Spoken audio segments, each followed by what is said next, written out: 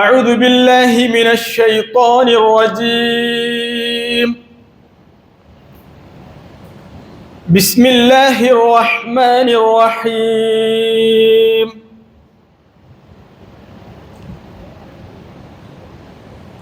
الحج أشهر معلومات فمن فرض فيهن الحج فلا رفث ولا فسوق ولا جدال في الحج وما تفعلوا من خير يعلمه الله وتزودوا فإن خير الزاد التقوى واتقون يا أولي الألباب. ليس عليكم جناح أن تبتغوا فضلا من ربكم فإذا أفضتم من عرفات فاذكروا الله عند المشعر الحرام واذكروه كما هداكم وإن كنتم من قبله لمن الضالين ثم أفيضوا من حيث أفاض الناس واستغفروا الله إن الله غفور رحيم. صدق الله العظيم. ബഹുമാന്യരായ സത്യവിശ്വാസികളെ, വിശ്വാസിനികളെ, സഹോദരങ്ങളെ, സഹോദരിമാരെ, അല്ലാഹു സുബ്ഹാനഹു വ തആലയെ സൂക്ഷിച്ചുകൊണ്ടും അവൻ്റെ വിധിവിലക്കുകൾ പാലിച്ചുകൊണ്ടും ജീവിക്കണമെന്ന് എല്ലാവരെയും ഉണർത്തുകയാണ്, വസിയത്ത് ചെയ്യുകയാണ്. അല്ലാഹു സുബ്ഹാനഹു വ തആല അവൻ്റെ ഇഷ്ടപ്പെട്ട ദാസന്മാരുടെ കൂട്ടത്തിൽ ഉൾപ്പെടുത്തി നമ്മെ ഏവരെയും അനുഗ്രഹിക്കുമാറാവട്ടെ. പ്രിയമുള്ള സഹോദരങ്ങളെ, സഹോദരിമാരെ, ലോകത്തുള്ള മുസ്ലിം സമൂഹം ഇസ്ലാമിലെ വളരെ പ്രധാനപ്പെട്ട ആരാധനയായ ഇബാദത്തായ ഹജ്ജിലേക്ക് വേണ്ടിയുള്ള ഒരുക്കങ്ങളിലേക്ക് പ്രവേശിച്ചു കഴിഞ്ഞിരിക്കുകയാണ്. നമ്മുടെ കേരളത്തെ സംബന്ധിച്ചിടത്തോളം മുസ്ലിം സമൂഹത്തിനിടയിൽ ഹജ്ജുമായി ബന്ധപ്പെട്ടുകൊണ്ടുള്ള ക്ലാസ്സുകളും ചർച്ചകളും സ്റ്റഡി ക്ലാസ്സുകളും പഠന ക്ലാസ്സുകളും എല്ലാം നടന്നുകൊണ്ടിരിക്കുകയാണ്. എല്ലാ സംഘടനകളും ഹജ്ജിന് പോകുന്ന ആളുകളെ പ്രത്യേകമായി ക്ഷണിച്ചുകൊണ്ട് ഒന്നുകൂടി ഹജ്ജിനെ സംബന്ധിച്ചുള്ള ബോധവൽക്കരണം അവർക്ക് നൽകിക്കൊണ്ടിരിക്കുകയാണ്. ഈ സന്ദർഭത്തിൽ ഹജ്ജുമായി ബന്ധപ്പെട്ടുകൊണ്ടുള്ള ചില സൂചനകൾ നിങ്ങളുടെ ശ്രദ്ധയിൽ കേൾപ്പിക്കണമെന്നാണ് ഇന്നത്തെ ഖുത്ബയിലൂടെ ഉദ്ദേശിക്കുന്നത്. എല്ലാ ഇബാദത്തുകൾക്കും ഇതര ഇബാദത്തുകളിൽ നിന്ന് ചില പ്രത്യേകതകളുണ്ട്, വ്യതിരിക്തതകളുണ്ട്. അതുകൊണ്ട് തന്നെ ഓരോ ഇബാദത്തുകളുടെയും സന്ദേശം അതിൻ്റെ പ്രത്യേകതകളിൽ നിന്നും വ്യതിരിക്തതകളിൽ നിന്നുമാണ് മനസ്സിലാക്കിയെടുക്കുവാൻ കഴിയുക. നമസ്കാരം എന്ന ഇബാദത്ത് അത് വളരെ ശാന്തമായി നിർവഹിക്കേണ്ട ഒരു ഇബാദത്താണ്. നമാസ് സുക്കൂൻ വാലി ഇബാദത്ത്. അത് നല്ല ഒതുക്കം വേണം, തുമഅനീനത്ത് വേണം, ശാന്തത വേണം, ഖുശൂഅ് വേണം. അങ്ങനെ എല്ലാ സംഗതികളും കൂടി ഒത്തുചേരുമ്പോഴാണ് നമസ്കാരത്തെ സംബന്ധിച്ച് നാം അത് ശാന്തത പ്രദാനം ചെയ്യുന്ന ഇബാദത്താണ്. എന്നാൽ ഹജ്ജ് അത് ഒരു ഹർക്കത്ത് വാലി ഇബാദത്ത്. ആകെ ഒരു ജഗപുകയുടെ ഇബാദത്താണ് ഹജ്ജ് എന്ന് പറയുന്നത്. കുറെ ഓട്ടം, കുറെ നടത്തം, സ്പീഡിലുള്ള നടത്തം, ഇങ്ങനെയുള്ള ഒരു ഇബാദത്താണ് ഹജ്ജ് എന്ന് പറയുന്നത്. അതുകൊണ്ട് തന്നെ മുസ്ലിം സമുദായത്തിന്റെ ജീവിതത്തിൽ, ഉമ്മത്തിന്റെ ജീവിതത്തിൽ ഹജ്ജിന്റെ ഈ ചലനാത്മകതയും വേണം, ഉമ്മത്തിന് വേണം. നമസ്കാരത്തിന്റെ ശാന്തതയും ഈ ഉമ്മത്തിന് വേണം. രണ്ടും ഈ ഉമ്മത്തിന് ആവശ്യമാണ്. ശാന്തത അങ്ങേയറ്റം മുറുകെ പിടിക്കുന്ന ഉമ്മത്താവണം മുസ്ലിം ഉമ്മത്ത്. ആ നിലയ്ക്ക് നമസ്കാരം അവരെ സജ്ജരാക്കുന്നു, അതിനുവേണ്ടി സജ്ജരാക്കുന്നു. എന്നാൽ ഹജ്ജ് എന്ന് പറയുന്നത് മുസ്ലിം ഉമ്മത്ത് അടങ്ങിയിരിക്കേണ്ടവരല്ല, നിരന്തരമായി ചലിച്ചുകൊണ്ടിരിക്കേണ്ടവരാണ്. ആ നിലയ്ക്ക് ഹജ്ജ് മുസ്ലിം ഉമ്മത്തിന് ചലനാത്മകതയും പ്രാധാന്യം നൽകുന്നു എന്ന് നമുക്ക് കാണുവാൻ സാധിക്കും. നമസ്കാരം കൂടുതൽ ചലനങ്ങൾ ഉണ്ടായാൽ നമസ്കാരം ബാത്തിലാവും. ചില ആളുകൾ നമസ്കരിക്കാൻ നിന്ന പിന്നെ അതുവരെ ഇല്ലാത്ത ചൊറിച്ചിലുണ്ടാവും. പിന്നെ ചൊറിഞ്ഞുകൊണ്ട് കുറെ സമയം ചൊറിയലായിരിക്കും. ചില ആളുകൾ താടിയിൽ കളിക്കലായിരിക്കും, താടിയുടെ നീളം നോക്കലായിരിക്കും. ചില ആളുകൾ തലയിലെങ്ങാനും കർച്ചീഫ് ഇട്ടിട്ടുണ്ടെങ്കിൽ പിന്നെ ആ കർച്ചീഫ് നേരെയാക്കുന്ന തിരക്കിലായിരിക്കും. ഇങ്ങനെ നമസ്കാരത്തിലേക്ക് പ്രവേശിക്കുന്നതോടുകൂടി ഒരുപാട് ഇളക്കങ്ങൾ, അനക്കങ്ങൾ ഉണ്ടാവുന്ന നമസ്കാരം പലപ്പോഴും കാണുവാൻ സാധിക്കും. അത് നമസ്കാരത്തെ കാര്യമായി ബാധിക്കും. ചെറിയ തോതിലുള്ളതൊക്കെ ഇസ്ലാമിൽ അതിൽ ഈ നമസ്കാരമാകുന്ന ഇബാദത്തിൽ അനുവദനീയമാണ്. വല്ലാതെ ചലനമുണ്ടായാൽ പ്രയാസമാണ്. പക്ഷേ ഇസ്ലാമിലെ ഫുഖഹാക്കൾ പലരും ഒരാള് 3 പ്രാവശ്യത്തിൽ കൂടുതലൊക്കെ ചൊറിയുകയും മാന്തുകയും താടികളൊക്കെ പിടിച്ചിങ്ങനെ കളിക്കുകയൊക്കെ ചെയ്തു കഴിഞ്ഞാൽ അവന്റെ നമസ്കാരം ബാത്തിലായി പോകും എന്ന് പറഞ്ഞ ഫുഖഹാക്കളൊക്കെ ഉണ്ട്. എന്നാൽ പ്രവാചകൻ സല്ലല്ലാഹു അലൈഹി വസല്ലമയുടെ ചില ഹദീസുകളൊക്കെ പരിശോധിച്ച് നോക്കിക്കഴിഞ്ഞാൽ റസൂലുള്ളാഹി സല്ലല്ലാഹു അലൈഹി വസല്ലമ നമസ്കരിച്ചു കൊണ്ടിരിക്കുമ്പോ ആയിഷ റളിയല്ലാഹു അൻഹ വാതിലിൽ മുട്ടി. അപ്പൊ അള്ളാന്റെ റസൂൽ സല്ലല്ലാഹു അലൈഹി വസല്ലമ നമസ്കരിച്ചു കൊണ്ടിരിക്കെ തന്നെ ആ വാതിലിന്റെ കൊളുത്തു തുറന്നു കൊടുത്തു എന്നാണ് ഹദീസിൽ കാണുവാൻ സാധിക്കും. വേറെ ചില സന്ദർഭത്തിൽ റസൂലുള്ളാഹി സ്വല്ലല്ലാഹു അലൈഹി വസല്ലം നമസ്കരിച്ചു കൊണ്ടിരിക്കെ തന്റെ പേരക്കുട്ടിയെ തോളിലേറ്റുക, സുജൂദിലേക്ക് പോകുമ്പോൾ സുജൂദിലേക്ക് ഇറക്കി വെക്കുക, വീണ്ടും സുജൂദിൽ നിന്ന് എഴുന്നേൽക്കുമ്പോൾ കുട്ടിയെ വീണ്ടും തോളിലേക്ക് വെക്കുക. ഇതൊക്കെ റസൂലുള്ളാഹി സ്വല്ലല്ലാഹു അലൈഹി വസല്ലം നമസ്കാരത്തിൽ ചെയ്തിട്ടുണ്ട്. ഇതൊക്കെ ഹദീസുകൾ കൃത്യമായി കാണുവാൻ സാധിക്കും. ഇവിടെയൊക്കെ നമുക്ക് മനസ്സിലാക്കുവാൻ സാധിക്കുന്നത്, ഇപ്പൊ വീട്ടിൽ നമസ്കരിച്ചു കൊണ്ടിരിക്കുമ്പോ ഭർത്താവ് സുബഹി നിസ്കാരം കഴിഞ്ഞ് വന്നിട്ട് കോളിംഗ് ബെൽ അടിച്ചു. അപ്പോഴാണ് ഭാര്യ സുബഹി വീട്ടിൽ നിസ്കരിക്കാൻ. ഭർത്താവിന്റെ ശീല സ്വഭാവമൊക്കെ നന്നായി അറിയാവുന്ന ആളായിരിക്കും. ചിലപ്പോ ചില മനുഷ്യന്മാർക്ക് ദേഷ്യം വരിക ട്രാഫിക് സിഗ്നലിന് മുമ്പിൽ ദേഷ്യം വരും. ചില മനുഷ്യന്മാർക്ക് ശക്തമായ ദേഷ്യം വരിക വീട്ടില് കോളിംഗ് ബെൽ അടിച്ചതിന് ശേഷം ഡോർ തുറന്നു കൊടുത്തിട്ടില്ലെങ്കിൽ ദേഷ്യം വരവുണ്ടാവും. അപ്പൊ ഭാര്യ നമസ്കരിച്ചുകൊണ്ടിരിക്കുകയാണ് എങ്കിൽ ഈ ഹദീസൊക്കെ വെച്ചുകൊണ്ട് ചില ഫുഖഹാക്കൾ, പണ്ഡിതന്മാർ പറയുന്നുണ്ട്, ഭാര്യയ്ക്ക് വേണമെങ്കിൽ ആ നമസ്കാരത്തിൽ നിന്ന് തന്നെ അല്പമൊക്കെ ചെറിയ ദൂരമൊക്കെ ഉള്ളൂ എങ്കിൽ പോയി ഡോറ് തുറന്നു കൊടുത്ത് വീണ്ടും നമസ്കാരം തുടരാം എന്നൊക്കെ പറയുന്ന ഫുഖഹാക്കളൊക്കെ ഉണ്ട്. ഏതായാലും അതൊക്കെ നമ്മുടെ സാഹചര്യവും ഉറുഫും ഒക്കെ അനുസരിച്ചുകൊണ്ട് നിർവഹിക്കേണ്ട സംഗതിയാണ്. ഞാൻ പറഞ്ഞത് നമസ്കാരം ശാന്തത പ്രദാനം ചെയ്യുന്ന ഇബാദത്താണ്. ആ നമസ്കാരത്തിൽ എന്തെങ്കിലും പ്രശ്നങ്ങൾ ഉണ്ടായാൽ അത് നമസ്കാരത്തെ ബാധിക്കും. എന്നാൽ ഹജ്ജ് അങ്ങനെയല്ല. ഹജ്ജ് എന്ന് പറയുന്നത് നിരന്തരമായി ചലനങ്ങൾ ഉണ്ടാക്കേണ്ട ഇബാദത്താണ്. ഓരോ ആളുകൾ വ്യത്യസ്ത വിദൂരമായ സ്ഥലങ്ങളിൽ നിന്ന് മക്കയിലേക്ക് വരുന്നു, എന്നിട്ട് മക്കയിൽ വെച്ച് ഇഹ്റാം അതുപോലെ സംഗതികളൊക്കെ ഏർപ്പെടുന്നു, പിന്നീട് അവരുടെ ഇബാദത്തുകളിൽ ഏർപ്പെടുന്നു, അറഫയിലേക്ക് പോകുന്നു, മിനയിലേക്ക് പോകുന്നു, മുസ്ദലിഫയിലേക്ക് പോകുന്നു, വീണ്ടും മിനയിലേക്ക് വരുന്നു. അങ്ങനെ എല്ലാ പ്രവർത്തനങ്ങളും എടുത്തു നോക്കിയാൽ ഒക്കെയും ഇളകി മറിയുകയാണ് ആളുകൾ. തവാഫ്, സഅയ് എല്ലാം ശരീരം കൊണ്ട് ഇളകലാണ്. അങ്ങനെ ഹജ്ജിൽ നിന്ന് മുക്തമായ ശേഷം പിന്നീട് ബലി ഇറക്കുന്നു. ഇതുപോലെയുള്ള എല്ലാ കർമ്മങ്ങളും ചലനം ആവശ്യമാകുന്ന ശരീരം ഇളകൽ ആവശ്യമായി വരുന്ന ഇബാദത്താണ് എന്ന് കാണുവാൻ സാധിക്കും. നിരന്തരമായ ചലനം, ഇതാണ് ഹജ്ജ് അതിന്റെ പ്രത്യേകത എന്ന് കാണുവാൻ സാധിക്കും. ഈ ചലനം നമ്മെ ബോധ്യപ്പെടുത്തുന്ന ഒരു കാര്യമുണ്ട്. കഅബയുമായി ബന്ധമുള്ള മുസ്ലിം സമുദായമേ, നിങ്ങൾ ഹജ്ജ് കർമ്മം നിർവഹിക്കുമ്പോൾ ആ ഹജ്ജ് കർമ്മം നിങ്ങൾക്ക് നൽകുന്ന മഹത്തായ സന്ദേശം നിങ്ങൾ ഹാജിയായി നാട്ടിൽ വന്നതിന് ശേഷം അടങ്ങി ഒതുങ്ങി ഇരിക്കേണ്ടവരല്ല. നിങ്ങൾ ചലിച്ചുകൊണ്ടേയിരിക്കേണ്ടവരാണ്.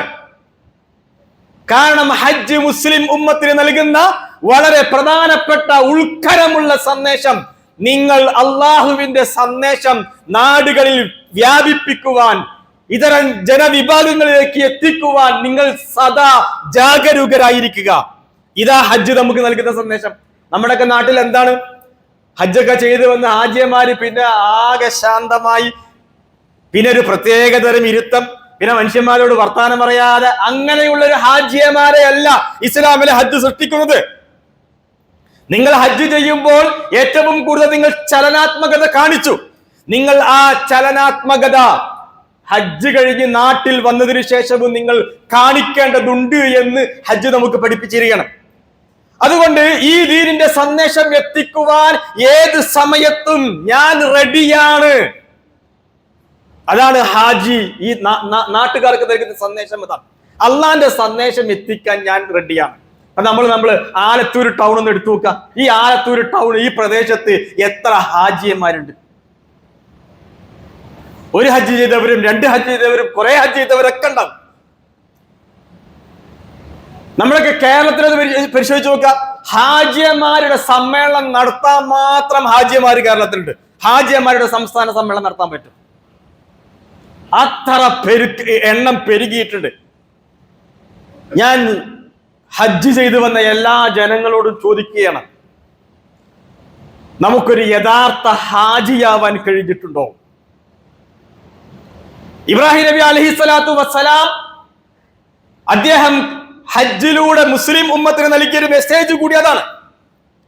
റസൂലുള്ളാഹി സ്വല്ലല്ലാഹു അലൈഹി വസല്ലമ ഹജ്ജിന്റെ സന്ദർഭത്തിൽ മുസ്ലിം സമുദായത്തിന് നൽകിയ വളരെ പ്രധാനപ്പെട്ട ഒരു മെസ്സേജ് അതാണ്. ഹാജറുള്ളവൻ ഹാജറില്ലാത്തവന് ഇസ്ലാമിന്റെ സന്ദേശം എത്തിച്ചു കൊടുക്കട്ടെ. അള്ളാഹുവിന്റെ റസൂൽ സല്ലല്ലാഹു അലൈഹി വസല്ലമ നമുക്ക് നൽകിയ സന്ദേശമാണ്, ഉപദേശമാണ്. എന്താ നമ്മുടെ നാട്ടിന്റെ അവസ്ഥ? നമ്മുടെ കേരളത്തിന്റെ അവസ്ഥ എന്താണ്? ഇന്ത്യയുടെ അവസ്ഥ എന്താണ്? ഓരോ ദിനവും സങ്കീർണമായ സാഹചര്യങ്ങളിലൂടെയാണ് ഇന്ത്യയിലെ മുസ്ലിം സമൂഹം മുമ്പോട്ട് പോകുന്നത്. അസ്തിത്വ പ്രതിസന്ധി നേരിട്ടുകൊണ്ടിരിക്കുകയാണ്. തലങ്ങും വിലങ്ങും പുതിയ പുതിയ നിയമങ്ങൾ ഉണ്ടാക്കി ഈ സമുദായത്തെ അരിക്കാക്കുവാൻ വേണ്ടിയുള്ള എല്ലാ ശ്രമവും നടന്നുകൊണ്ടിരിക്കുകയാണ്. ആരാണ് ഉത്തരവാദി? എന്താണ് ഇതിന് പരിഹാരം? മുസ്ലിം സമുദായത്തെ ടാർഗറ്റ് ചെയ്തുകൊണ്ട് എല്ലാവരും ഒരുമിച്ച് ചേർന്നിരിക്കുന്നു. അൽ കുഫ്റു മില്ലത്തുൻ വാഹിദ. കുഫ്ർ, ഇസ്ലാം വിരോധികൾ എല്ലാവരും ഇസ്ലാമിനെതിരെ ഒന്നിച്ചിരിക്കുകയാണ്, ഒറ്റക്കെട്ടായിരിക്കുകയാണ്. ഈ സന്ദർഭത്തിൽ ഈ സമുദായത്തിന് എന്താണ് മാർഗം? എന്താണ് മുമ്പോട്ടുള്ള വഴി? എന്താണ് ഈ പ്രതിസന്ധിക്ക് പരിഹാരം? എന്താണ് അതിന് ഹജ്ജ് നൽകുന്ന ഏറ്റവും വലിയ പരിഹാരം എന്ന് പറയുന്നത്? മുസ്ലിം സമുദായത്തിലെ ഹാജിമാർ എല്ലാവരും ഏറ്റവും നല്ല ദാഇയായി മാറുക എന്നാണ്, ഏറ്റവും നല്ല പ്രബോധകനായി മാറുക. കാലം അങ്ങനെയാണ്. ഇസ്ലാം ഏറ്റവും കൂടുതൽ തെറ്റിദ്ധരിക്കപ്പെട്ടുകൊണ്ടേയിരിക്കുകയാണ്. അത് ലോകാടിസ്ഥാനത്തിൽ തന്നെ ഇസ്ലാമിനെ ടാർഗറ്റ് ചെയ്തുകൊണ്ടിരിക്കുന്നു. ഈ സന്ദർഭത്തിൽ ഈ തെറ്റിദ്ധാരണ നീക്കാനുള്ള പണി മുസ്ലിങ്ങൾ എല്ലാവരും ചെയ്യണം, ഹാജിമാർ പ്രത്യേകിച്ചും ചെയ്യണം. നമുക്കറിയാമല്ലോ പ്രിയമുള്ള സഹോദരങ്ങളെ, ഇസ്ലാം പ്രചരിച്ചത് വാളുകൊണ്ടാണെന്ന ഈ നാട്ടിലെ എല്ലാ ആളുകളും പറഞ്ഞുകൊണ്ടിരിക്കുന്നത്. ഇസ്ലാം പ്രചരിച്ചത് വാളുകൊണ്ടാണ്. അത് വലിയ വലിയ മഹാന്മാരൊക്കെ പ്രചരിപ്പിച്ചുകൊണ്ടിരിക്കുകയാണ്. ഒരു കാലഘട്ടത്തിൽ ഏറ്റവും വലിയ ഒരു ചർച്ച തന്നെ അതായിരുന്നു. ആ സന്ദർഭത്തിലാണ് അബുൽ അഅല മൗദൂദി റഹിമഹുല്ലാ അദ്ദേഹം ഇസ്ലാം വാളുകൊണ്ടാണോ പ്രചരിച്ചത് എന്ന് പറയുന്ന പുസ്തകം അദ്ദേഹം ഉറുദുവിൽ എഴുതിയത്. അദ്ദേഹം അതിൽ സമർത്ഥിക്കുന്നുണ്ട്, വളരെ കൃത്യമായിട്ട് പറയുന്നുണ്ട്. പരിശുദ്ധ ഖുർആനില് ലക്ഷക്കണക്കിന് പദങ്ങളുണ്ട്. പരിശുദ്ധ ഖുർആനിൽ ഈ പദങ്ങളിൽ എവിടെയും സൈഫ് എന്ന പദമില്ല. പരിശുദ്ധ ഖുർആനിൽ എവിടെയില്ല. അറബികൾ അവരുടെ എപ്പോഴും കൂടെ ഉണ്ടായിരുന്ന ഒരു വസ്തുവാണ് വാള്. എവിടെ പോകുമ്പോൾ, കല്യാണത്തിന് പോകുമ്പോൾ അവരുടെ ആചാരമാണ്. ഏത് പ്രധാനപ്പെട്ട ചടങ്ങിന് പോകുമ്പോഴും അവരൊക്കെ അവരുടെ കയ്യിൽ വാളുണ്ടാവും. പക്ഷെ പരിശുദ്ധ ഖുർആനിൽ എന്തെല്ലാം പദങ്ങൾ വന്നിട്ടുണ്ട്, എന്തെല്ലാം പദങ്ങളുണ്ട്. ആ പദങ്ങളിൽ എവിടെയും അറബികൾ നിത്യവും കൂടെ കൊണ്ട് നടന്ന സൈഫ് എന്ന പദം ഖുറാനിൽ എവിടെയുമില്ല. അങ്കബൂത്ത് ഖുറാനിലുണ്ട്, ഈന്തപ്പനയെ പറ്റി ഖുറാനിലുണ്ട്, തേനീച്ചയെ പറ്റി സൂറത്തിന്റെ പേര് തന്നെയുണ്ട്, പാത്രത്തെ തളികയെ സംബന്ധിച്ചൊരു സൂറത്തിന്റെ പേരുണ്ട്, പശുവിനെ സംബന്ധിച്ചിട്ടുണ്ട്. പക്ഷേ അറബികൾ നിത്യവും കൂടെ കൊണ്ട് നടന്ന സൈഫ് പരിശുദ്ധ ഖുർആൻ ഒറ്റ പദമില്ല. എന്നാ അറബികൾക്ക് ഏറ്റവും കൂടുതൽ അപരിചിതമായ പദം ഏതാണ്? എഴുത്തും വായനയും അറിയില്ല അറബികളെ സംബന്ധിച്ചിടത്തോളം. പക്ഷേ ആ അറബികൾക്ക് അപരിചിതമായ ഒരു പദം അത് ഖുറാനില് 2-3 സ്ഥലത്ത് വന്നിട്ടുണ്ട്. ഒരു സൂറത്തിന്റെ പേര് തന്നെ അതാ, അൽ ഖലം. നൂൻ വൽ ഖലമി വമാ യസ്തുറൂൻ. വൽ ഖലം വമാ യസ്തുറൂൻ, ഒരു അധ്യായത്തിന്റെ പേര് തന്നെ ഖലമാണ്. ഇഖ്റ ബിസ്മി റബ്ബിക്കല്ലദീ ഖലഖ് ഖലഖൽ ഇൻസാന മിൻ അലഖ് ഇഖ്റ വറബ്ബുക്കൽ അക്രം അല്ലദീ അല്ലമ ബിൽ ഖലം. അറബികൾക്ക് അപരിചിതമായ പദം ഖുറാനിലുണ്ട്. അപ്പൊ ഞാൻ സൂചിപ്പിച്ചത് ഇസ്ലാം ഇങ്ങനെ തെറ്റിദ്ധരിക്കപ്പെട്ടിരിക്കുകയാണ്. നമ്മുടെ പഴയ കാലത്തൊക്കെ ആളുകൾ പറയും, നമ്മുടെ പള്ളികളിലെ മിഹ്റാബ് കണ്ടാൽ ഒരു കാലത്തെ ആളുകൾ പറഞ്ഞിരുന്നു അത് ആയുധപ്പുരയാണ്. ഇപ്പോഴും ആളുകൾക്ക് മുസ്ലിം സമുദായത്തിന്റെ പള്ളിക്കകത്ത് എന്തോ പ്രശ്നമുണ്ട് എന്ന് ചിന്തിക്കുന്ന കാലഘട്ടമാണ്. എന്റെ നാട്ടില് പുലാപ്പറ്റയില് ഒരു ദിവസം സൗഹൃദ ജുമാ നടത്തി. ഹൈന്ദവ ക്രൈസ്തവ സുഹൃത്തുക്കളെ പള്ളിയിലേക്ക് ക്ഷണിച്ചു. എന്നിട്ട് ജുമാ കാണാൻ വേണ്ടി വിളിച്ചു. ഇവിടെയൊക്കെ നടന്നിട്ടുണ്ടാവും എന്ന് വിചാരിക്കുന്നു, നടന്നിട്ടില്ലെങ്കിൽ നടത്തണം. ആ സന്ദർഭത്തിൽ ഒരു നാട്ടുകാരനായ ഒരു ഹൈന്ദവ സുഹൃത്ത് ഫേസ്ബുക്കിൽ ഒരു കുറിപ്പിട്ടു, മുസ്ലിങ്ങളുടെ പള്ളിയിൽ ഒന്ന് കയറണമെന്ന് അതിയായ മോഹം വർഷങ്ങളായി കൊണ്ട് നടക്കുകയായിരുന്നു, അത് ഇന്ന് പൂവണിഞ്ഞു. ഇങ്ങനെ കുറെ ആളുകളുണ്ട്. അപ്പൊ ഇസ്ലാമിലെ പള്ളിയെ സംബന്ധിച്ച് തെറ്റിദ്ധരിക്കുകയാണ്. ഇസ്ലാമിലെ ആരാധനകളെ സംബന്ധിച്ച് തെറ്റിദ്ധാരണയാണ്. ഇസ്ലാമിലെ ആരാധനകൾ എന്താണ് എന്ന് പോലും അറിയാത്ത ആളുകളാണ്. കേരളത്തിലെ ഒരു പ്രധാനപ്പെട്ട 2-3 പണ്ഡിതന്മാർ, സംഘടനാ നേതാക്കൾ, അവർ എറണാകുളം ജില്ലയിലെ ഒരു ക്രൈസ്തവ പാതിരിയുടെ വീട്ടിലേക്ക് ഇസ്ലാമിക പ്രബോധനവുമായിട്ട് ചെല്ലുകയാണ്. ആ സന്ദർഭത്തിൽ ആ റമദാൻ മാസത്തിലാണ് ചെല്ലുന്നത്. 9 മണി രാവിലെ 9 മണി അപ്പോയിന്റ്മെന്റ് വാങ്ങിയിരിക്കുകയാണ്. ഈ 3 നേതാക്കളും ആ വീട്ടിലെത്തി. പാതിരിയെ കണ്ടു, കല്യാണം കഴിക്കുന്ന പാതിരിയാണ്. ആ പാതിരിയുടെ വീട്ടിലെത്തി 9 മണി വരെ എത്തി. 9:20 ആയപ്പോഴേക്കും ആ പാതിരിയുടെ ഭാര്യ, റമദാൻ മാസമാണ്, ആ ഭാര്യ നല്ല അടിപൊളി നാസ്തൊക്കെ ഉണ്ടാക്കിയിട്ട് മേശപ്പുറത്ത് കൊണ്ടുവന്ന് വെച്ചു, എന്നാ നമുക്ക് കഴിക്കല്ലേ. അപ്പൊ ഈ 3 പണ്ഡിതന്മാരും സോറി റമദാൻ മാസാണ്, ഇത് നമുക്ക് ഇപ്പൊ കഴിക്കാൻ പറ്റില്ലല്ലോ. അങ്ങനെ ഈ സ്ത്രീ ആകെ ടെൻഷൻ അടിച്ചിട്ട് ഉടനെ അടുക്കളയിൽ പോയി ഒരു 10-12 മിനിറ്റ് കൊണ്ട് വേഗം അതൊക്കെ അങ്ങ് കൊണ്ടുപോയി വെച്ച് പിന്നെ ഫ്രൂട്ട്സുകൾ വ്യത്യസ്തമായി മേശപ്പുറത്ത് കൊടുത്തു വെച്ചു.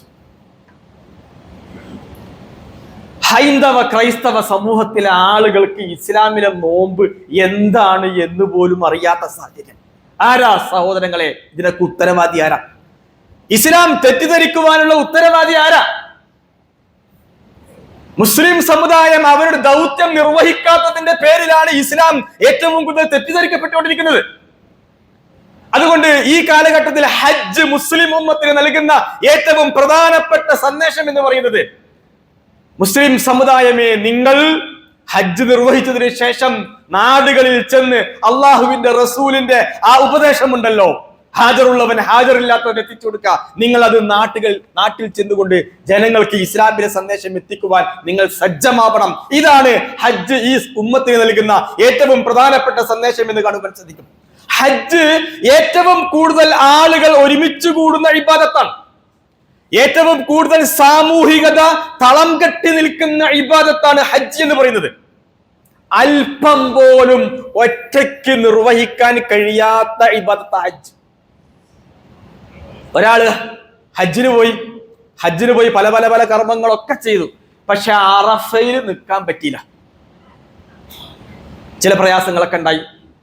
ഹജ്ജിന്റെ കർമ്മങ്ങളൊക്കെ കഴിഞ്ഞു. കാരണം ഹജ്ജ് എന്ന് പറഞ്ഞാൽ അൽ അറഫ, അൽ ഹജ്ജു അൽ അറഫ എന്നാണ്. അപ്പൊ അറഫയിൽ നിൽക്കുന്ന നിർബന്ധമാണ്. അറഫയിൽ നിൽക്കാതെ ആ വ്യക്തിക്ക് ഹജ്ജ് പൂർത്തിയാവൂല. അപ്പൊ അവൻ 1 മാസം കഴിഞ്ഞിട്ട് പിന്നെ കഅബയിൽ വന്നിട്ട് അറഫ നിർവഹിച്ച അറഫ ശരി കിട്ടൂല. ഹജ്ജിലെ ഒരു കർമ്മവും ഒറ്റയ്ക്ക് ചെയ്യാൻ പറ്റുന്നതല്ല. അതിന് പ്രത്യേക നിർദ്ദിഷ്ട സമയം തന്നെയുണ്ട്. ആ സമയത്തെ ചെയ്യാൻ പറ്റുകയുള്ളൂ. ആ സമയം കഴിഞ്ഞതിന് ശേഷം പിന്നീട് വന്നുകൊണ്ട് നിർവഹിക്കുവാൻ കഴിയുകയില്ല. എന്നാൽ ചില ഇബാദത്തുകളുണ്ട്. ഇപ്പൊ നമസ്കാരം ഒരാൾക്ക് ജമാഅത്തായിട്ട് പള്ളിയിൽ കിട്ടിയില്ല എന്ന് വിചാരിക്കുക, സമയം ലേറ്റായി പോയി എന്ന് വിചാരിക്കുക, അയാൾക്ക് ആ നമസ്കാരം ഒറ്റയ്ക്ക് തന്നെ വീണ്ടും വീട്ടാം, മടക്കി നിർവഹിക്കാം. ഇതൊക്കെ ചെയ്യാൻ പറ്റും. ഒരാൾ നോമ്പെടുത്തുകൊണ്ടിരിക്കുമ്പോ റമളാൻ മാസത്തിൽ അസുഖം വന്നു, നോമ്പ് മുറിഞ്ഞു. അപ്പൊ അദ്ദേഹത്തിന് ആ നോമ്പ് എന്ത് ചെയ്യാം? റമളാൻ മാസം കഴിഞ്ഞ് അടുത്ത റമളാൻ വരുന്നതിന്റെ ഉള്ളിലൊക്കെ നോറ്റ് വീട്ടാനുള്ള സംഗതി അതിലുണ്ട്. എന്നാൽ ഹജ്ജില് ഒരാൾക്ക് ഒരു കർമ്മം മിസ്സായാൽ പിന്നെ അതിന് പരിഹാരം അടുത്ത ഹജ്ജ് വരെ കാത്തിരിക്കലേ ഉള്ളൂ. പിന്നെ ഹജ്ജിന് വരണം എന്ന് വെച്ചാൽ ഹജ്ജിലെ എല്ലാ കർമ്മങ്ങളും അത് തികച്ചും സാമൂഹികമായി നിർവഹിക്കുന്ന കർമ്മങ്ങളാണ്. ഒരാൾക്കും ഒറ്റയ്ക്ക് ചെയ്യാൻ പറ്റൂല.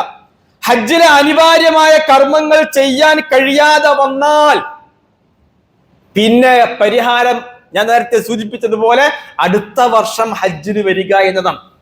കാരണം ഹജ്ജ് എന്ന് പറയുന്നത് ഏക ആലംഗീർ ഇബാദത്ത്, അതൊരു സാമൂഹികമായ എല്ലാവരും കൂടി ഒരുമിച്ച് നിർവഹിക്കേണ്ട ഇബാദത്താണ് ഹജ്ജ് എന്ന് പറയുന്നത്.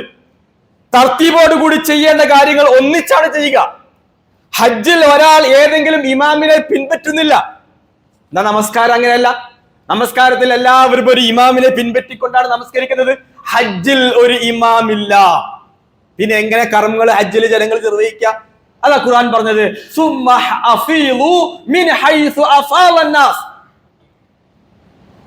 ജനങ്ങൾ പോകുന്നത് പോലെ പിന്നാലെ പോവുക. ജനങ്ങൾ സഈ നടത്തുമ്പോൾ സഈ നടത്താം, ജനങ്ങൾ തവാഫ് നടത്തുമ്പോൾ തവാഫ് നടത്താം, ജനങ്ങൾ ജംറയിൽ കല്ലെറിയുമ്പോൾ കല്ലെറിയുക, ജനങ്ങൾ അറഫയിലേക്ക് പോകുമ്പോൾ മിനായിലേക്ക് പോകുമ്പോൾ പിന്നാലെ പോവുക. ഹജ്ജിന് ഒരു ഇമാമില്ല.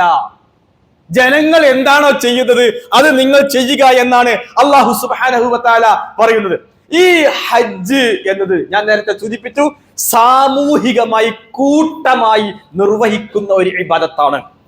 ഈ ഹജ്ജിന്റെ വളരെ പ്രധാനപ്പെട്ട മറ്റൊരു പ്രത്യേകതയാണ് തജ്ദീദുൽ ഇത്തിഹാദ്. ഹജ്ജിലൂടെ മുസ്ലിം സമുദായം അവിടെ വെച്ച് ചെയ്യുന്ന കാര്യമായ പ്രവൃത്തി ഞങ്ങൾ ഒന്നാണ് എന്ന തജ്ദീദാണ്.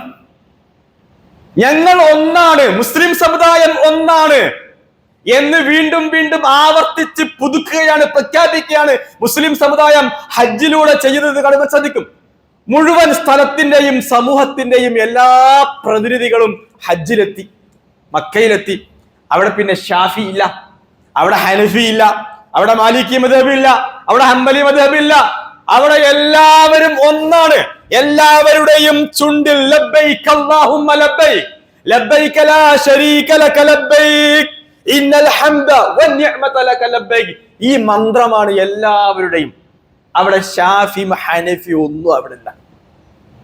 എത്രത്തോളം എന്ന് വെച്ചാൽ നമ്മുടെ നാട്ടിൽ പലപ്പോഴും പല വൈവിധ്യങ്ങളും പല വിഭാഗീയതകളൊക്കെ ഉണ്ടാകും. പക്ഷേ ഈ ആളുകളൊക്കെ കഅബയിൽ ചെന്ന് കഴിഞ്ഞാൽ, മക്കയിൽ ചെന്ന് കഴിഞ്ഞാൽ പിന്നെ അവിടെ വിഭാഗീയതയില്ല. ഇപ്പൊ ഷാഫി മദ്ഹബില് സ്വന്തം ഭാര്യ പോലും അന്യസ്ത്രീയാണ്. ഷാഫി മദ്ഹബിൽ ഭാര്യയെ തൊട്ടാ വുളു മുറിയും ഷാഫി മദ്ഹബിൽ. അപ്പൊ ഭാര്യയും ഭർത്താവും അടുത്ത് നിന്ന് മുട്ടിയിട്ട് നിസ്കരിക്കാൻ പാടില്ല. വീട്ടിലൊക്കെ നിസ്കരിക്കേണ്ട അവസ്ഥ വന്നാല് ഭാര്യ പോലും അന്യ സ്ത്രീയാണ്, തൊട്ട വുളു മുറിയും. അപ്പൊ ഈ ഷാഫി മദ്ഹബുകാർ ഹജ്ജിനും ഉംറയ്ക്കും പോകുമ്പോ എന്താ ചെയ്യുക? കുറച്ചങ്ങനെ എത്തിക്കഴിഞ്ഞാൽ മദ്ഹബ് മാറിക്കോളി എന്ന് പറയും. മദ്ഹബ് മാറിക്കോളി എന്ന് പറയും. മദ്ഹബ് മാറിയിട്ടില്ലെങ്കിൽ എന്താ സംഭവിക്കുക? ഹനഫികൾക്ക് അന്യ സ്ത്രീയെ തൊട്ടാൽ ബോധപൂർവ്വം വികാരത്തോടുകൂടി സ്പർശിച്ചാലേ വുളു മുറിയുകയുള്ളൂ. അല്ലാതെ സ്പർശിച്ചാൽ വുളു മുറിയില്ല, തൊട്ടാൽ വുളു മുറിയില്ല. അപ്പോ ഈ പറയുന്ന കേരളത്തിലെ മറ്റുള്ള ഷാഫികളൊക്കെ കഅബയിൽ എത്തിക്കഴിഞ്ഞാൽ മദ്ഹബ് മാറും. അല്ലെങ്കിൽ എന്താ സംഭവിക്കുക? ഈ തവാഫും സഅയൊക്കെ ആളുകളൊക്കെ വലിയ വലിയ സ്ത്രീകളും പാകിസ്ഥാനികളും അവിടുന്ന് ഇവിടുന്നൊക്കെയുള്ള പെണ്ണുങ്ങളൊക്കെ വന്നിട്ട് തിരക്കിയിട്ട് തള്ളിയിട്ടൊക്കെ ആയിരിക്കും ഈ തവാഫ് സഅയൊക്കെ ഹജറുൽ അസ്വദൊക്കെ ചുംബിക്കാനൊക്കെ പോവുക.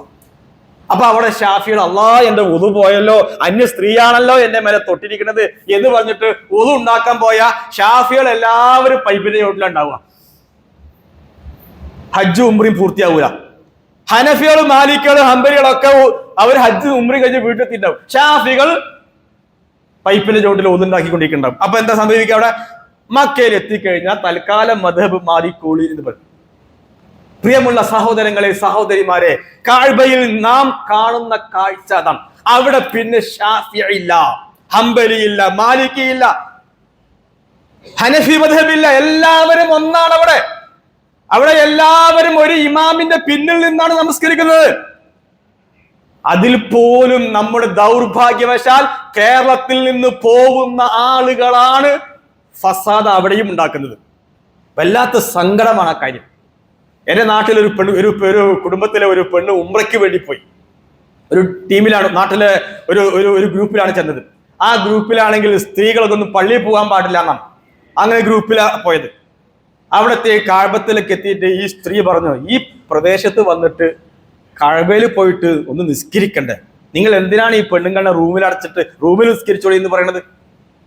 അപ്പൊ അവരുടെ ഉംറ ഗ്രൂപ്പിന്റെ അമീർ പറഞ്ഞു, റൂമിൽ നിസ്കരിച്ചാൽ മതി.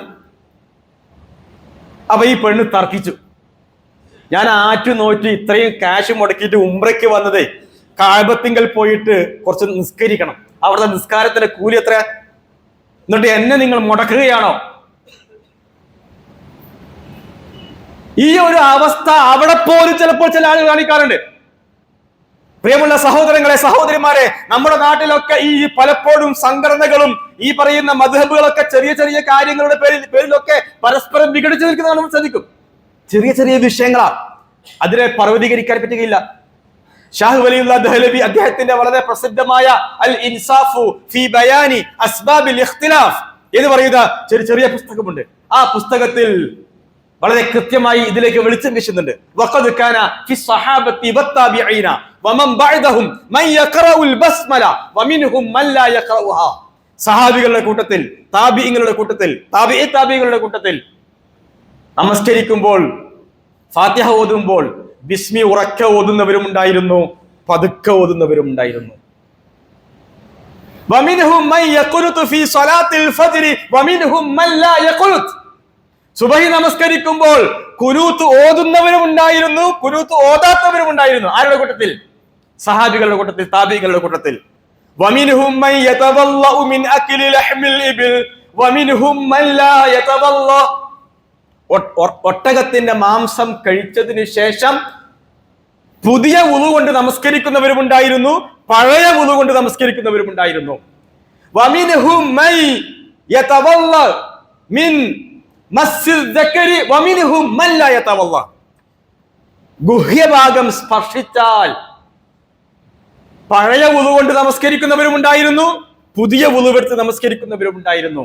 എന്നിട്ട് അവസാനം പറയാണ്, ഇങ്ങനെയൊക്കെ അവർ സഹാബികൾക്കിടയിലുണ്ട്, താബിഈങ്ങൾക്കിടയിൽ ആളുകൾ ഉണ്ടായിരുന്നു. യുസല്ലി ബഅ്ളുഹും ഖൽഫ ബഅ്ളിൻ. പക്ഷേ ഒരാളും കുനൂത്ത് ഓതുന്ന ആള് കുനൂത്ത് ഓതാത്തവന്റെ പിന്നിൽ നിസ്കരിക്കാതിരുന്നിട്ടില്ല. തിരിച്ചും നമ്മുടെ നാട്ടിൽ എന്താ അവസ്ഥ? ചില ആളുകള് കുനൂത്ത് ഓതേണ്ടതില്ല എന്ന് വിശ്വസിക്കുന്ന ആളുകളാണ്. പക്ഷെ തന്റെ വീടിന്റെ പരിസരത്ത് കുനൂത്ത് ഓതുന്ന പള്ളിയാണുള്ളത്. പക്ഷെ അതിൽ കടും പിടുത്തം കാരണം സുബഹിക്ക് ആ പള്ളിയിൽ പോവാതെ വീട്ടിലൊറ്റയ്ക്ക് നമസ്കരിക്കുക. എന്തൊരു അന്തക്കെടാണ് ചെയ്യുന്നത് ഈ സമുദായം. ഞാൻ പറയുന്നത്, ഇവിടെയാണ് ഹജ്ജിന് പോയി കഴിഞ്ഞാൽ മുസ്ലിം സമുദായത്തിലെ ഓരോ വ്യക്തികളും ഹജ്ജിനും ഉംറയ്ക്കൊക്കെ പോയി, പ്രത്യേകിച്ച് ഹജ്ജിന് പോയി കഴിഞ്ഞാൽ പിന്നെ അവിടെ ഒരു അഭിപ്രായ വ്യത്യാസം അവിടെ കാണൂല. എല്ലാവരും ഒറ്റക്കെട്ട, എല്ലാവരുടെയും വസ്ത്രം 2 തുണിക്കഷ്ണം, വെള്ള വസ്ത്രം, എല്ലാവരുടെയും മന്ത്രം ലബ്ബൈക് അല്ലാഹുമ്മ ലബ്ബൈക്.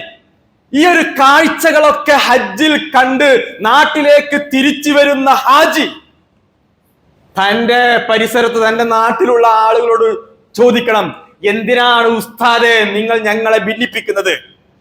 എന്തിനാണ് മൗലവി നിങ്ങൾ ഞങ്ങളെ തമ്മിലടിപ്പിക്കുന്നത്? ഞാൻ മക്കത്ത് ഹജ്ജിനും ഉംറയ്ക്കുമൊക്കെ പോയപ്പോ അവിടെ ഒരു പ്രശ്നവുമില്ലല്ലോ, അവിടെ എല്ലാവരും ഒറ്റക്കെട്ടാണല്ലോ. എന്തിനാണ് ഞങ്ങളെ നാട്ടിൽ തമ്മിലടിപ്പിക്കുന്നത്? ഇതൊരു ഹാജിക്ക് ചോദിക്കുവാൻ കഴിയണം. ഞാൻ കഅബത്ത് കണ്ട കാഴ്ച ഇന്നതാണ് എന്ന് നാട്ടുകാരോട് പറയാൻ കഴിയണം. അപ്പൊ ഹജ്ജ് സാർത്ഥകമായി. അല്ലാതെ കണ്ട കാഴ്ചകളൊക്കെ മറച്ചു വെച്ച് വീണ്ടും പഴയതുപോലെയാണ് ജീവിക്കുന്നതെങ്കിൽ അതുകൊണ്ട് യാതൊരു അർത്ഥവുമില്ല. അതുകൊണ്ട് ഹജ്ജ് നമുക്ക് നൽകുന്ന വളരെ പ്രധാനപ്പെട്ട സന്ദേശം ഐക്യത്തിന്റെ സന്ദേശമാണ്. മുസ്ലിം സമുദായമേ, നിങ്ങൾ ഒന്നാണ്, ഇത് പ്രഖ്യാപിക്കണം. ഇതാ പറയേണ്ടത്.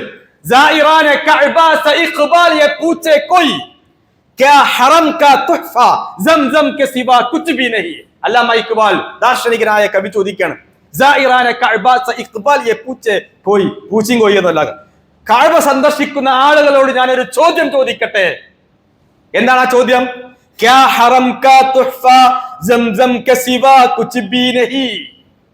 ഹറമിന്റെ സന്ദേശമായിട്ട് മദീനയിലെ കാരക്കയും മക്കയിലെ സംസം വെള്ളവുമല്ലാതെ വേറെ ഒന്നും ഞങ്ങൾക്ക് തരാനില്ലേ? എന്താ നമ്മുടെ നാട്ടിലൊക്കെ ഹാജിമാര് പോയാ തിരിച്ചു വരുമ്പോ എല്ലാവർക്കും വീട്ടിൽ ഇങ്ങനെ വരുമ്പോ ഒരു ഔൺസ് സംസം വെള്ളം കൊടുക്കും, പിന്നെ കാരക്കും കൊടുക്കും. അല്ലാ മൈക്കുമ്പോൾ ചോദിക്കുക, ഇതല്ലാതെ വേറൊരു സന്ദേശം നിങ്ങൾക്ക് തരാനില്ലേ? വളരെ ഉൾക്കലമുള്ള ചോദ്യമാണ്. ഹജ്ജിന്റെ ഇത്തരം സന്ദേശങ്ങൾ മനസ്സിലാക്കുകയും അത് നമ്മുടെ ജീവിതത്തിൽ പ്രയോഗവൽക്കരിക്കുകയും ചെയ്യുവാൻ നമുക്ക് ഓരോരുത്തർക്കും കഴിയണം. അല്ലാഹു സുബ്ഹാനഹു വ തആല നമ്മെ എല്ലാവരെയും അനുഗ്രഹിക്കുമാറാവട്ടെ.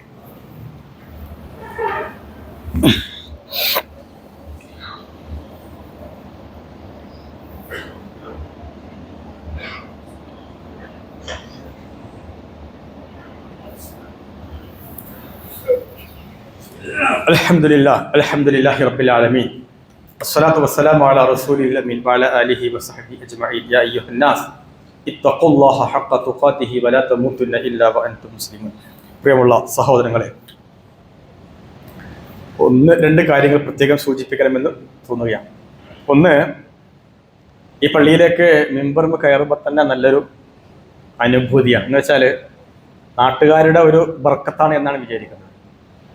ജുമ തുടങ്ങുമ്പോഴേക്കും ഏകദേശം പള്ളി മൊത്തം ഫുള്ളാണ്. അത് നല്ല ഒരു അനുഭവമാണ്. ഇത് നിങ്ങൾ മുറുകെ പിടിക്കണം. ജുമയ്ക്ക് ഖതീബ് മിമ്പറിൽ കയറുമ്പോഴേക്കും ആളുകൾ നിറഞ്ഞു നിൽക്കുക എന്ന് പറയുന്നത് നിങ്ങളുടെയൊക്കെ മനസ്സിൽ ഈമാൻ അങ്ങേയറ്റം ഉണ്ട് എന്നതിൻ്റെ അടയാളമാണ്. ഒപ്പം തന്നെ സുബഹി നമസ്കാരത്തിന് ഇങ്ങനൊരു അവസ്ഥ ഉണ്ടാവുന്നുണ്ടോ? ഇപ്പോഴത്തെ അവസ്ഥ എന്താണെന്നുള്ള എനിക്കറിയില്ല. എത്ര സഫ് ഉണ്ടാവും, എത്ര ആൾക്കാരുണ്ടാവും, അതും ഒപ്പം നമ്മൾ ചിന്തിക്കണം. ഒരു ക്രൈസ്തവ പാതിരി മുസ്ലിം ഭൂരിപക്ഷമുള്ളൊരു പ്രദേശത്ത് അവരുടെ മിഷണറി പ്രവർത്തനത്തിന് വേണ്ടി വന്നിട്ട് പ്രവർത്തനം വിജയിക്കാതെ വന്നപ്പോൾ അവരുടെ ഒരു പ്രത്യേക മീറ്റിങ്ങിൽ പറഞ്ഞു, ഞാൻ വളരെ നിസ്സഹായനാണ്, എൻ്റെ മിഷണറി പ്രവർത്തനത്തിൻ്റെ ഫലമായിട്ട് പ്രത്യേകം ഒരു മെച്ചമൊന്നും എനിക്ക് എടുത്തു പറയാനൊന്നുമില്ല എന്നൊക്കെ പറഞ്ഞു. അപ്പോൾ അവരുടെ നേതാവ് പറയാണ്, മുസ്ലിങ്ങളുടെ കാര്യത്തിൽ നിങ്ങൾക്ക് ബേജാറൊന്നും വേണ്ട. ജുമഅക്ക് ആളുകൾ പള്ളിയിൽ ഒരുമിച്ച് കൂടുന്നത് പോലെ സുബഹിക്ക് അവർ പള്ളിയിൽ ഒരുമിച്ച് കൂടുന്നുണ്ടോ? എന്നാൽ പിന്നെ നമ്മൾ അവരെ കുറച്ചൊക്കെ ഭയപ്പെടണം എന്ന് പറഞ്ഞാൽ അവരുടെ ഭയം വേറെയാണ്. എന്നാൽ നമ്മൾ അവരുടെ കാര്യത്തിൽ കുറച്ചൊക്കെ ഭയപ്പെടണം എന്നാണ്. ഇപ്പൊ ജുമഅക്കൊക്കെ നല്ല ആളാണ്, മാഷാ അല്ലാഹ്, റാഹത്താണ്. ഈ ഒരു ആൾ കൂട്ടം സുബഹി ജമാഅത്തിനുണ്ടോ? ഇത് ഓരോരുത്തരും പരിശോധിക്കുക. റമളാൻ കഴിഞ്ഞു, റമളാനിലൊക്കെ സുബഹിക്ക് ഉണ്ടായിരുന്നു, ജമാഅത്തിലൊക്കെ ഉണ്ടായിരുന്നു. റമളാനിന് ശേഷം എന്താണ് ഇവിടുത്തെ സുബഹിയുടെ അവസ്ഥ എന്നുള്ളത് ഓരോരുത്തരും ചിന്തിക്കുക. അവനവൻ്റെ പ്രദേശത്ത് പള്ളി എവിടെയാണോ അവിടെ പോവുകയാണ് വേണ്ടത്. ഇത് പ്രത്യേകം ശ്രദ്ധിക്കണമെന്ന് ഈ സന്ദർഭത്തിൽ ഉണർത്തുകയാണ്. അല്ലാഹു സുബ്ഹാനഹു വ തആല നമ്മെ എല്ലാവരെയും അനുഗ്രഹിക്കുമാറാവട്ടെ. നമ്മുടെ കുറവുകൾ റബ്ബ് സുബ്ഹാനഹു വ തആല പരിഹരിച്ച് മാപ്പാക്കി തരുമാറാവട്ടെ. അല്ലാഹുമ്മ ഗ്ഫിർ ലിൽ മുഅ്മിനീന വൽ മുഅ്മിനാത്ത് والمسلمين والمسلمات الأحياء منهم والأموات إنك مجيب الدعوات يا قاضي الحاجات. اللهم أجرنا من النار. اللهم أعز الإسلام والمسلمين وأذل الشرك والمشركين. اللهم يا حي يا قيوم انصر المسلمين في غزة يا الله، واشف مرضاهم وجرحاهم يا الله، وأطعمهم طعاما لذيذا وأشربهم ماء طهورا. اللهم حرر المسجد الأقصى من أيدي اليهود الفاشيين. اللهم دمر اليهود الفاشيين الصهيونيين. اللهم دمر سلطنة أمريكا يا الله. ربنا تقبل منا إنك أنت السميع العليم وتب علينا إنك أنت التواب الرحيم. آمين برحمتك يا أرحم الراحمين والحمد لله رب العالمين.